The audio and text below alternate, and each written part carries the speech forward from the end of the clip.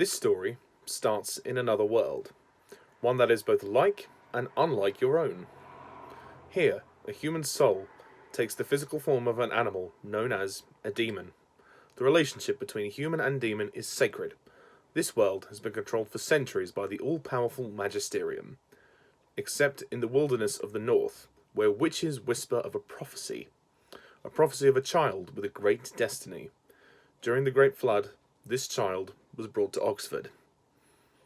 Enter his dark materials.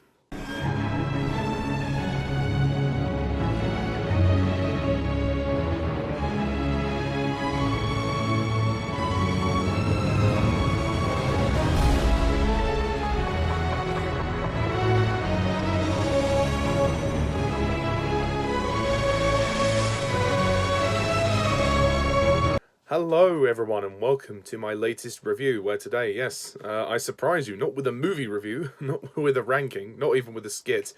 I am going to be reviewing another TV series. Now, I wasn't initially sure whether I wanted to do this, but because I really got hooked on this show, I decided, you know what, to hell with it, let's do it. So today I review the very first episode of His Dark Materials, woohoo, yes, which is the new BBC show. There are 2 seasons, actually. I own both the seasons, season 1 and season 2.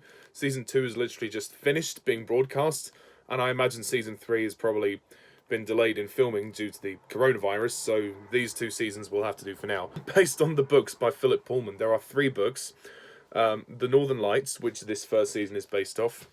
The Subtle Knife, which the second season is based off. And then the third season will be based off the Amber Spyglass.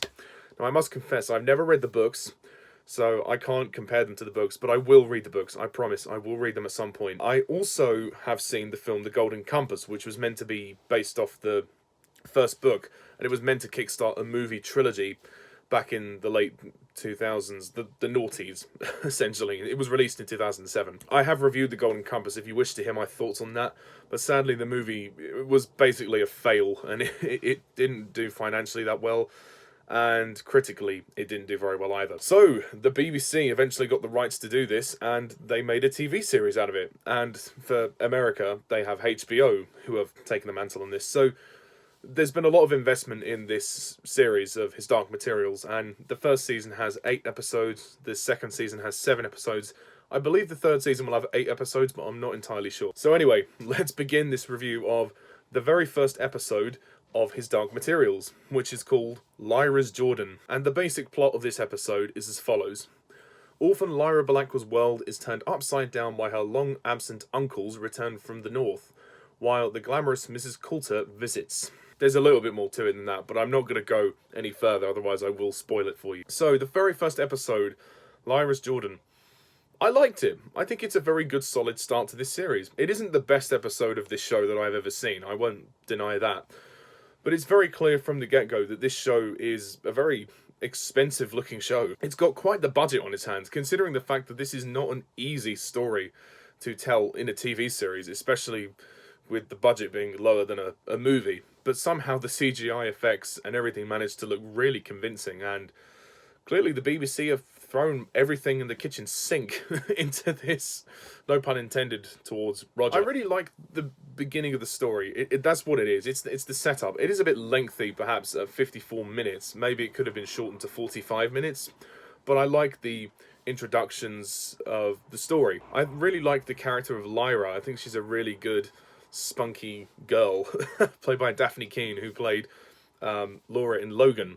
She was very good in Logan. And Dafne Keen is a very talented actress, and she does a good job with Lyra. Lyra's quite rebellious. She's very inquisitive. She loves to sort of goof off, and she's not very academic, but she's very inquisitive, and she's intrigued about the concept of dust and how that affects her world and the possibilities of discovering other worlds, which is interesting. More than anything else, she's just been left parentless and guardianless for most of her life, so she only has Asriel, who is, well, supposedly her uncle. They do have a nice bond, although she's getting very tired of him leaving her all the time. He's always going off to his expeditions on the north, and Asriel comes back with a discovery that there is dust in the north, and the possibility of exploring new worlds through this force of matter known as dust. but this group called the Magisterium, they are against that. They want to try and conceal everything because they want to try and keep the world in order, and they think that Azrael is interfering with evolution, that he's tampering with life as it should be, and he shouldn't be doing that. But Azrael is an explorer, and he's determined to discover these fascinating things, and the prospect of going to another world, which I think is very interesting. It's a very interesting concept. I also love the concept of the demons, the fact that in this parallel universe, these people have these animal spirits which are kindred to them as a piece of their soul, which is really interesting. It's almost a bit like Harry Potter, where Lord Voldemort has other objects that are linked to his soul, like the Horcruxes. Although in this case, it's just one particular animal. And when the kids have demons, the demons can change because they've not matured yet. So the form of the demon can change. So Lyra's demon Pan, he could be anything from like a sloth to a bird to a rat, anything, until she reaches a certain age where she goes through puberty or whatever, and she becomes a young woman, and then the demon's form will set, and it will stay like that for the rest of their lives. And ultimately, this episode really is the world building, and I really like that. It's a really very interesting world to get absorbed in. It's so immersive, it really is. I really like the character of Lord Asriel, played by James McAvoy. He's not in the show that much, because he kind of goes back and forth doing his various expeditions. He will get more to do towards the end of the season, but for the moment, this is probably the most he's going to get for a while. But I like Azrael. He's a very dark and complex character. There's not a huge amount to say about him at the moment, but he does have a relationship with Lyra, even though he's a little bit distant from her. Well, very distant, actually. He manages to save his life as well, because the master of the college tries to poison his drink, which Lyra finds a bit suspicious, and he finds it suspicious as well. He is a very sheltered character emotionally, and we sort of go more into that as the season progresses, so there is more to come from Lord Asriel. In the movie, Daniel Craig played Lord Asriel, but he didn't get enough time on screen, so for me, James McAvoy manages to make Asriel pretty engaging. At the end of the episode, we also have Ruth Wilson, who turns up as Mrs. Coulter. She is very good in this show. She is incredibly good. She doesn't get too much to do in this one either. Again, there's not much to say because there's so much setup going on. But I like the scene with her and Lyra, how she manages to charm her way there, and she meets her and greets her and promises her a life of expedition, going to the north and everything. She says, "Oh, come with me to London, and then we'll make arrangements to go to the north, and you can be my assistant." And of course, the next day, Lyra agrees to go on a Zeppelin to London, which is amazing how she manages to trust this woman so soon. But of course, we realise later in the season that Mrs. Coulter has her own reasons for taking Lyra away from Jordan College. To add to the mystery, Lyra is given this object called an alethiometer, which can tell the truth. It's like a golden compass. This is why the movie was called The Golden Compass, which it shouldn't have been. But anyway, the movie had the same device, and except the design for this one is much more square. The one in the film was circular, but I still really like the design of it, and it is very similar, and it's a very interesting object, of course. Also, we get to see Lyra and her best friend Roger. Roger's a really cute character, and it's very clear that the two of them are best friends. They strike up an instant bond. I have to say, though, the actor that plays Roger in this particular episode, he looks so strikingly like the previous actor from the film, The Golden Compass. The two of them almost look like brothers. It is weird, I think. And a lot of the costumes are very similar. I think maybe they were just following the books, obviously, but looking at Lyra's costume in this episode to the film, The Golden Compass, it is very similar. So I guess both versions have tried to follow the book as best as they can in that respect.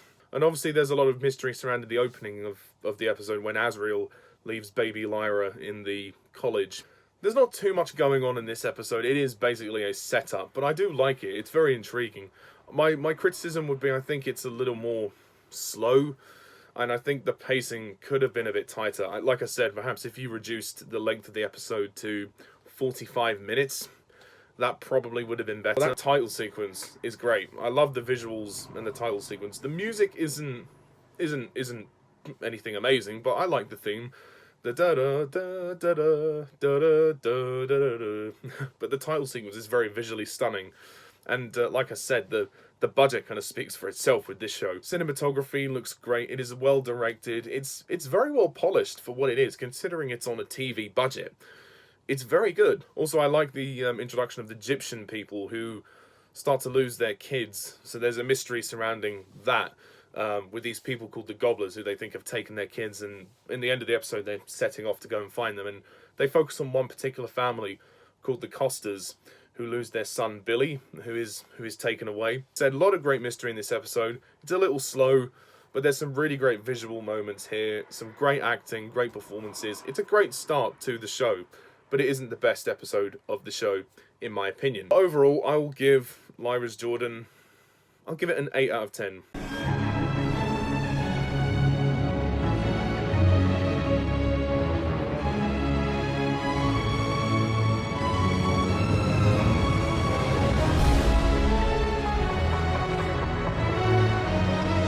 Okay, so that is that with this review of His Dark Materials. So next time I'm going to review episode 2, which will be The Idea of North. And I look forward to bringing you that review. Like I said, I will review every single episode in this season and season 2. And I will also do a ranking of all the episodes in both season 1 and 2 as well at the very end when I've reviewed the final episode of the season. And I will review season 3 when it eventually airs. So yes, you've got a lot more content from His Dark Materials to look forward to from me. So thank you very much all for watching. And what do you think of this episode? Please comment down below. Let me know. And until next time, I'm Mr. TARDIS11. See you soon. Bye for now.